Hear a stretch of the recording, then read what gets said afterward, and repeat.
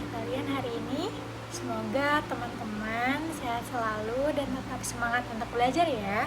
Senang sekali aku Arum bisa kembali menemani kalian di kelas Sosiologi Antropologi pada video kali ini. Nah, sebelum kita masuk ke materi yang super seru dan plot twist ini, mari kita berdoa terlebih dahulu supaya ilmunya cepat masuk dan bisa bermanfaat. Berdoa menurut kepercayaan dan agama masing-masing. Berdoa dipersilakan. Bismillahirrahmanirrahim. Pada minggu lalu kita udah belajar tentang peranata sosial dan kekuasaan pada MKW Sosiologi Klasik. Hari ini kita akan bahas bagaimana institusi seperti pernikahan dan agama sebenarnya itu bukan cuma soal hubungan personal aja nih, tapi juga alat untuk mempertahankan stabilitas sosial dan politik. Teman-teman masih ingat kan konsep dominasi dan legitimasi kekuasaan dari Max Weber yang dijelaskan oleh Pak Abdi minggu kemarin? Nah, pada video hari ini kita akan melihat bagaimana sih konsep-konsep sosiologi tersebut bekerja dalam sebuah drama sejarah yang sangat terkenal di dunia. Aku mau tanya, kalau kalian mendengar nama Raja Hendrik ke-8 dari Inggris, apa sih yang pertama kali terlintas di pikiran kalian? Pastinya fakta bahwa dia punya 6 istri dan beberapa diantaranya berakhir tragis seperti dipenggal kan? Tapi pada video kali ini kita nggak akan membahas itu sebagai cuman gosip kerajaan aja atau drama romantis dari Hendrik ke-8. Kita akan membedahnya dengan perspektif sosiologis. Kita akan belajar tentang pernikahan politik, patriarki, dan perubahan sosial agama di Inggris pada abad ke-16. Mengapa seorang raja sampai harus menikah ke-6 kali? Dan apa struktur sosial yang memaksa hal itu terjadi? Daripada lama-lama, yuk kita bahas.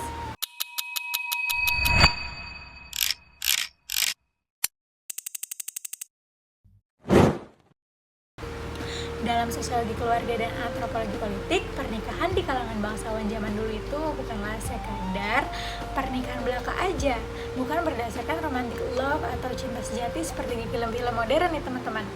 Pernikahan adalah aliansi politik dan alat reproduksi kekuasaan. Ada 2 beban struktural yang dipukul Hendrik ke-8 pada saat itu sebagai Raja Inggris. Yang pertama, kebutuhan akan pewaris laki-laki atau bisa kita sebut patrilineal. Nah, sistem sosial Inggris pada saat itu sangat amat patrilineal. Tanpa anak laki-laki yang sah, kerajaan terancam runtuh karena perang saudara. Contohnya itu ada perang Rose atau perang Mawar yang baru aja selesai pada abad ke-16 kala itu. Nah, yang kedua adalah aliansi antar negara. Menikah dengan putri dari kerajaan lain seperti putri dari Spanyol atau putri dari Perancis. Nah, itu adalah salah satu cara menjaga perdamaian tanpa perlunya perang. Nah, pada video kali ini mari kita bedah bagaimana fungsi-fungsi sosiologis ini gagal atau berhasil ya dalam ke-6 pernikahan Henry ke-8 dari Inggris. Nah, sekarang kita masuk ke bagian yang paling kalian tunggu-tunggu, yaitu kita bahas semua profil K6 istri Henry ke-8 ya teman-teman. Di Inggris ada 5 terkenal untuk mengingat nasib mereka. Yang pertama, kalian ingatin ya, pertama tuh divorce, yang kedua beheaded, yang ketiga meninggal, yang keempat divorce lagi, yang kelima beheaded, dan yang keenam survive. Kalau yang kita bisa bilang ke bahasa Indonesia itu yang pertama itu divorce atau cerai, yang kedua itu beheaded atau dipenggal, yang ketiga itu meninggal, died, yang keempat itu cerai lagi, yang kelima beheaded atau dipenggal, dan yang keenam yang terakhir itu survive. Daripada kita menerka-nerka apa sih sebenarnya itu, yuk kita bahas lebih lanjut. What kind of king chops off his wife's head and starts his own church? Meet Henry VIII, England's most famous Tudor king. Henry VIII is famous for his 6 wives and for changing the course of English history. Henry became king in 1509 when he was just 17. At first, people said he was handsome, strong, and full of energy. He loved music, sport, hunting, jousting, and extravagant banquets with up to 20 courses, sometimes including porpoise or even peacock. But Henry is remembered most for 2 big things: his wives and the English Reformation. His first wife, Catherine of Aragon, gave him a daughter, Mary, but no son. When the Pope refused to grant a divorce, Henry took a dramatic step. He broke from the Catholic Church and created the Church of England, making himself its supreme head. His second wife, Anne Boleyn, gave him a daughter, Elizabeth, but also failed to produce a son. Tragically, she was later executed. Henry's third wife, Jane Seymour, finally gave him a son, Edward, but she died soon after childbirth. His next two marriages ended differently. Anne of Cleves had her marriage annulled, while Catherine Howard was executed for adultery. His sixth wife, Catherine Parr, outlived Henry and cared for him in his later years. Henry's second big legacy was the Reformation. By breaking from Rome, he dissolved monasteries, claimed their wealth, and gave Parliament more power in religion and politics. These changes shaped England for centuries. By the end of his life, Henry had become overweight, injured, and unwell, a shadow of the energetic young king he once was. He died in 1547, leaving behind 3 children: Edward VI, his only son, who ruled briefly before dying at 15; Mary I, his eldest daughter, who became the first woman to successfully rule England; and Elizabeth I, Anne Boleyn's daughter, who reigned for 45 years in a golden age.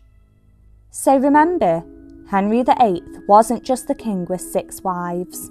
He was the king who changed England forever through marriage, politics, and religion. Thanks for watching and listening.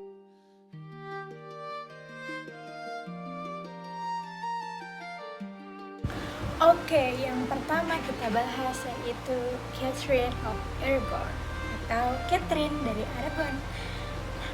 Nah, jadi yang kita tahu kan Aragon itu Spanyol, bukan dari Inggris. Seperti yang tadi aku bilang, kalau ada aliansi antar negara, jadi Inggris dan Spanyol bisa membuat tarikan politik seperti itu. Kita mulai dari istri pertama, yaitu Catherine of Aragon. Catherine dari Aragon ini, twistnya teman-teman, Catherine sebenarnya adalah istri dari kakak kandung Henry, yaitu Pangeran Arthur.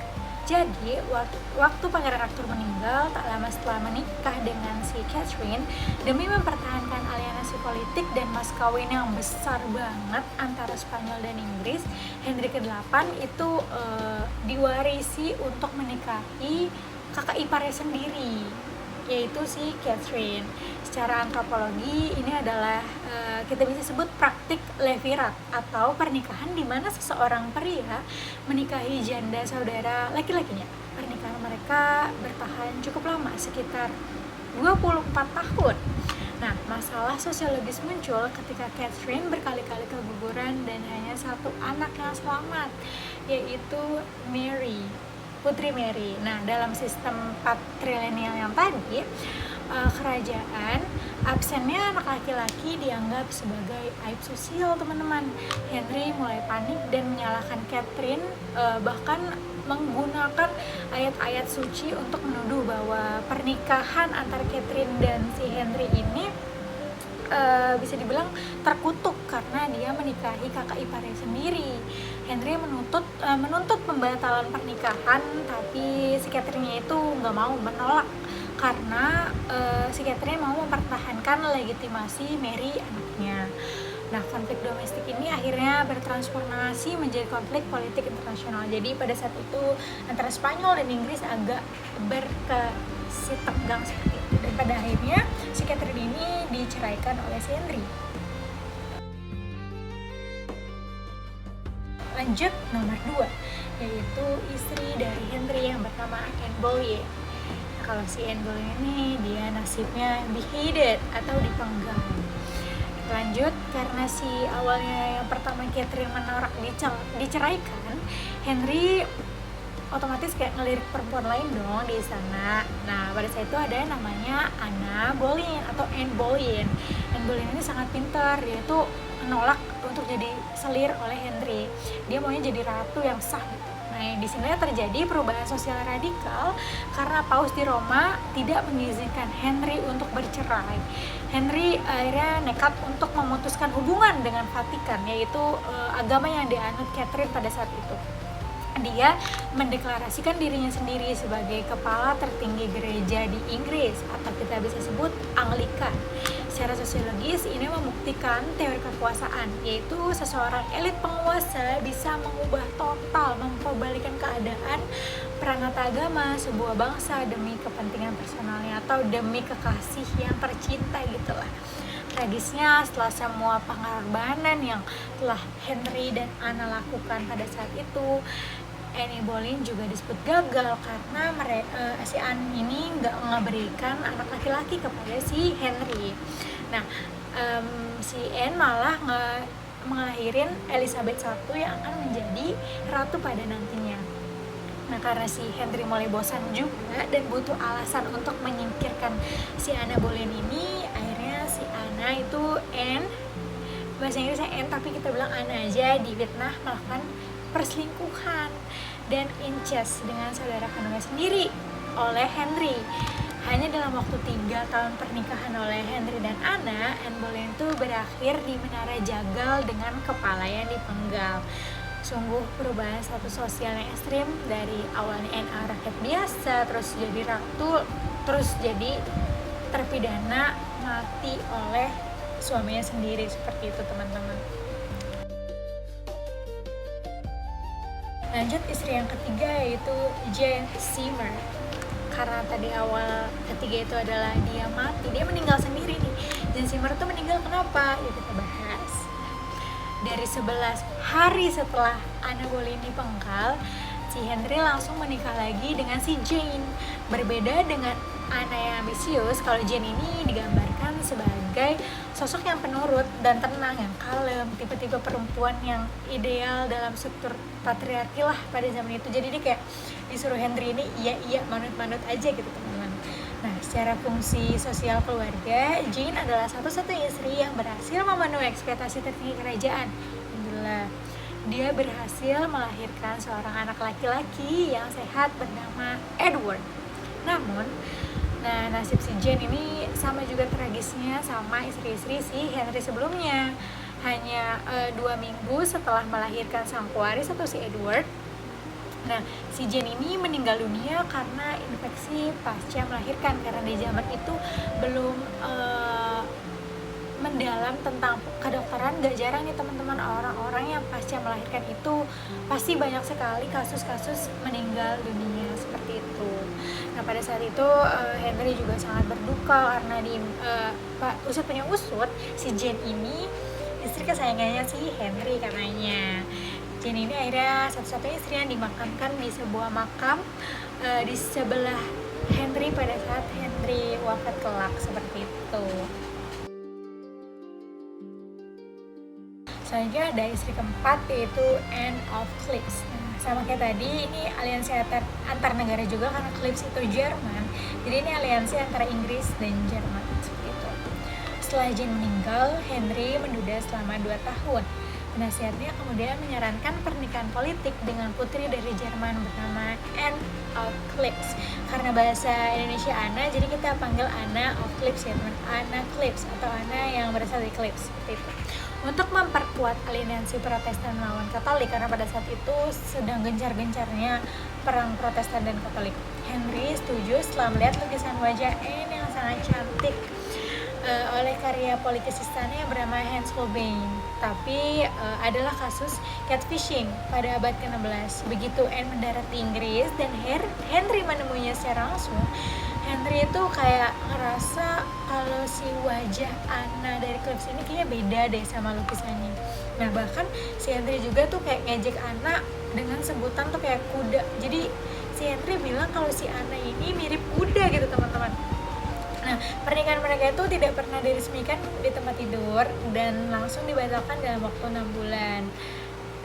Karena mungkin si Henry lagi galau-galaunya ditinggal si Jane meninggal, jadi si Anne of Cleves ini dianggap sama Henry tuh sebagai kayak teman atau sahabat aja gitu, karena kan juga dia dijodohin penasihatnya kan dibilangnya. Jadi kayak waktu minta pisah sama Anna of Cleves ini, Henry kayak ya udah aja gitu. Untungnya nggak dipenggal kan si Anna dari Cleves ini.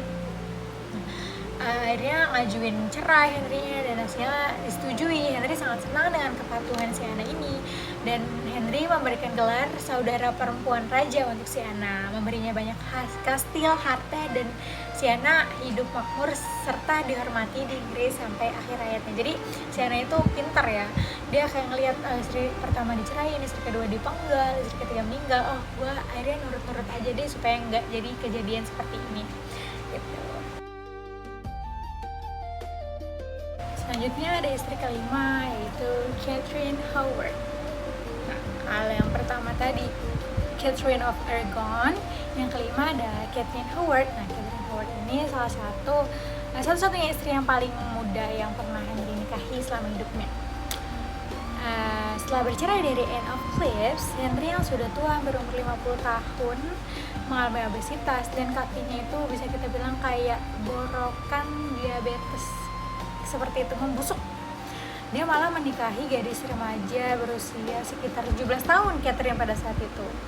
Catherine Howard adalah sepupu dari Anne Boleyn, teman-teman. Jadi Anne Boleyn itu yang istri kedua itu punya keluarga Boleyn dan punya paman ini punya anak yaitu si Catherine. Nah, karena keluarga Howard yang haus kekuasaan, keluarga Howard ini sengaja mendorong Catherine yang masih sangat muda dan agak sedikit naif jenaka gitu ke pelukan Raja Henry. Raja Henry menganggap Catherine sebagai roses tanpa duri, mawar tanpa duri. Tapi secara sosiologis, kesenjangan usia yang sangat jauh membuat si Catherine bosan. Yalah, karena si Catherine kan masih 17 tahun, masih mau explore, masih suka party kalau kayak kita masih mau penasaran sama hal baru. Dan suaminya, notabene si Henry ini udah 50 tahun, bahkan dia waktu itu tuh susah jalan karena kondisi kakinya seperti itu. Akhirnya si Catherine ini berselingkuh dengan seseorang ajudan muda di istana. Beda kalau si Anne Boleyn ini dituduh selingkuh dan akhirnya dipenggal, kalau Catherine tuh benar-benar selingkuh dan akhirnya dipenggal, seperti itu. Ketika perselingkuhan ini terbongkar, Henry itu merasa kayak dikhianati gitu, baik dari keluarga Howard, keluarga si Anne Boleyn, dan sama si Catherine sendiri. Dia itu harga dirinya dan otoritasnya politik sebagai penguasa itu diinjak-injak gitulah. Catherine Howard pun mengalami nasib yang sama dengan sepupunya Anne Boleyn, yaitu beheaded, dipenggal di usianya masih sekitar 18 tahun kurang lah, seperti itu teman-teman. Selanjutnya adalah istri ke-6 yang terakhir yang survive, satu-satunya istri yang survive, yaitu Catherine Parr. Nah, karena banyak banget Catherine, kita jelasin ya, kita beda-beda sedikit. Yang pertama, Catherine pertama Aragon itu Catherine Aragon dari Spanyol dari aliansi. Yang kedua Catherine Howard, dan ketiga yang terakhir yang survive adalah Catherine Parr. Nah, istri terakhir adalah Catherine Parr, seorang janda yang bisa dibilang cerdas, kaya, dan pikirannya tingkah lakunya itu dewasa. Saat dinikahi oleh Henry, fungsi Catherine ini sebenarnya tuh bukan buat kayak kesenangan Henry aja kayak istri-istri sebelumnya. Catherine itu sudah bergeser secara sosiologis. Dia bukan lagi dijadikan alat reproduksi oleh si Henry, kayak nggak menikah bukan untuk menghasilkan anak laki-laki, tepatnya seperti itu. Karena si Henry juga udah punya pewaris dan dia juga udah terlalu tua. Pewaris itu yang pertama itu kan ada Mary, Elizabeth, dan Edward. Jadi si Catherine Parr ini dibuat Henry sebagai support system lah kalau kita bilang, dan perawat bagi Henry yang kala itu sakit-sakit teman-teman, karena di masa itu pengobatan itu belum secanggih sekarang, jadi si Henry masih sakit-sakitan karena tua. Catherine Parr juga sangat berjasa menyatukan kembali anak-anak Henry, Mary, Elizabeth, dan Edward yang sebelumnya terasing akibat perceraian dan hukuman mati dari ibu-ibu mereka sebelumnya. Nah, jadi si Catherine ini ibu sambung yang baik banget ya, nemenin Henry sampai sang raja mengembuskan nafas terakhirnya pada tahun 1547, abad 16 seperti itu. Nah, dari ke-6 kisah tadi atau ke-6 kisah istri tadi, ada 3 konsep utama antropologi sosiologi yang bisa kita petik. Apa aja sih? Yang pertama adalah patriarki yang ekstrim. Dalam struktur sosial masa itu, nilai seorang perempuan di lingkungan kerajaan seringkali direduksi hanya berdasarkan kemampuannya untuk melahirkan anak laki-laki. Jika gagal, posisinya akan terancam secara struktural. Kayak tadi, kalau istri pertama nggak ada anak laki-laki, ganti lagi. Untuk yang kedua adalah konflik perang atau role konflik. Henry ke-8 mengalami konflik peran antara menjadi seorang individu yang punya presensi manusial dan menjadi sebuah lembaga negara, itu raja yang wajib punya pewaris anak laki-laki.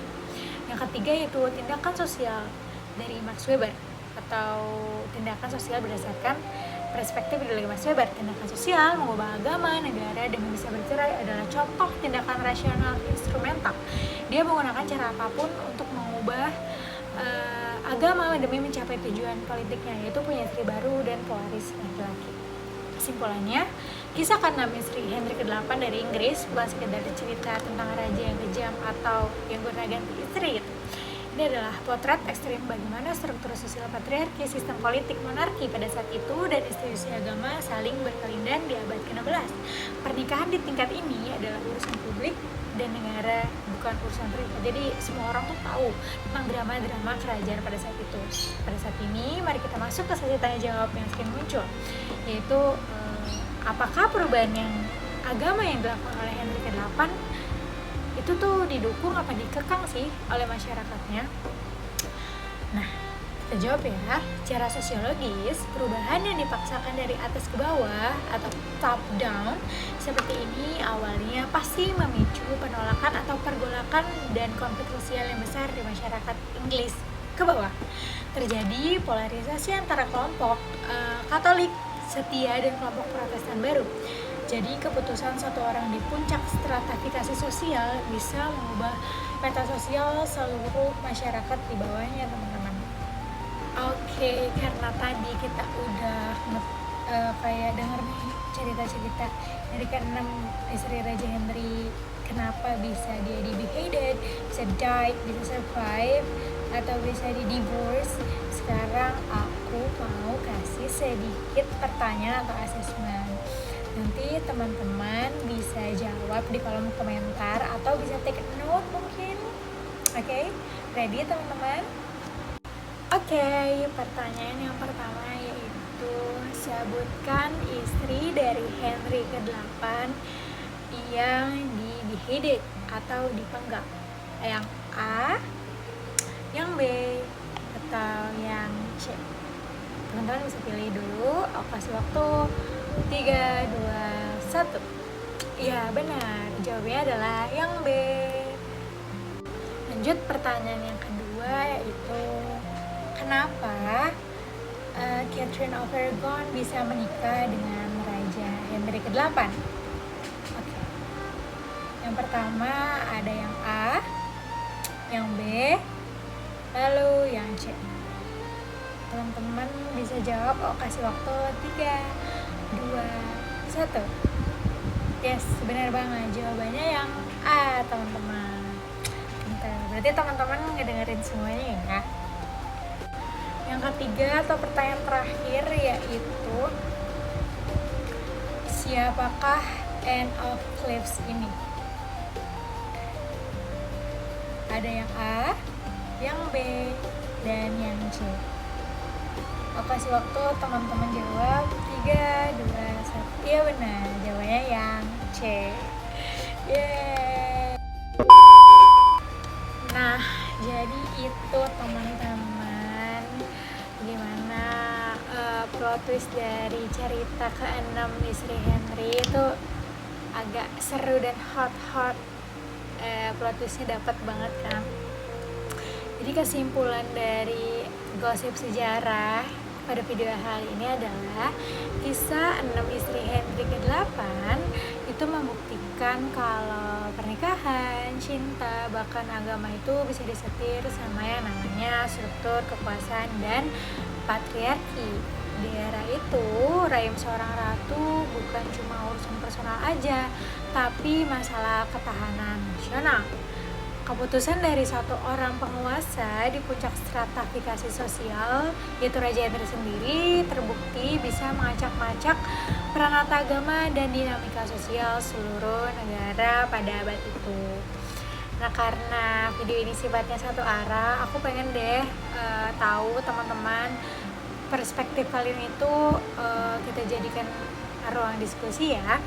Coba deh, aku pengen tahu kalau kalian hidup di abad sama kayak Raja Henry tadi abad ke-16 dan ngelihat fenomena tadi, menurut kalian itu dari ke-6 istri siapa sih yang paling gacor, yang paling cerdas dalam memanfaatkan struktur sosial yang ada? Atau Anne Boleyn yang kisah di Beheaded-nya dengan ambisinya, atau Anne of Cleves nih yang dari Jerman yang memilih kayak udah deh gue nurut-nurut aja deh sama Henry dan akhirnya dia dikasih harta yang banyak gitu. Tulis opini kalian di kolom komentar bawah ya teman-teman. Nanti komentar-komentar kalian bahkan aku baca satu-satu. Wow. Dan satu lagi teman-teman, kalau kalian mau cepet ngehafal karena istri tadi itu, aku pernah ngapal itu karena aku suka banget sama sejarah. Aku belajar lewat lagu. Nanti aku taruh lagu itu di video ini juga, jadi kalian bisa tahu nih siapa aja sih yang beheaded, yang divorce, yang died, yang survive dari ke-6 istri tersebut, istri-istri Henry itu. Oke? Itu tips dari aku. Kalau dipakai alhamdulillah, kalau enggak ya nggak apa banget, karena daya belajar seseorang itu aku tahu beda-beda ya teman-teman. A few moments later. My name's Catherine of Aragon, was married 24 years. I'm a paragon of royalty. My loyalty is to the Vatican, so if you try to dump me, you won't try that again. I'm that Berlin girl and I'm up next. See, I broke England from the church. Yeah, I'm that sexy. Why did I lose my head? Well, my sleeves may be green, but my lipstick's red. Jane Seymour, the only one he truly loved. Rude. When my son was newly born, I died, but I'm not what I seem, or am I? Stick around and you'll suddenly see more. Divorce. Ich bin Anna of Cleves. Yeah. When he saw my portrait, he was like, yeah, but I didn't look as good as I did in my pic.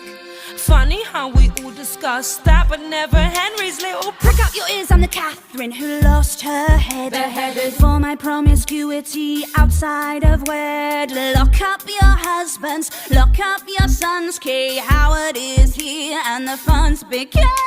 Survive. 5 down, I'm the final wife. I saw him to the end of his life. I'm the survivor, Catherine Parr. I bet you wanna know how I got this far. End of flashback. Oke deh, mari kita akhiri video yang penuh gosip-gosip sejarah ini dengan berdoa. Karena tadi kita mulai dengan berdoa dan akhirinya juga dengan berdoa. Berdoa menurut agama dan kepercayaan masing-masing. Berdoa dipersilakan. Alhamdulillah. Berdoa selesai. Terima kasih banyak teman-teman buat yang udah antusias dan bertahan nonton sampai menit 30-an ini, menit terakhir. Kalian luar biasa, kalian the best banget. Tetap jaga kesehatan dan jangan lupa baca-baca lagi tentang sejarah-sejarah dunia yang bisa kita bilang mencengangkan ini ya teman-teman. Dan sampai jumpa di video selanjutnya, kapan-kapan lagi. Assalamualaikum warahmatullahi wabarakatuh. Dadah.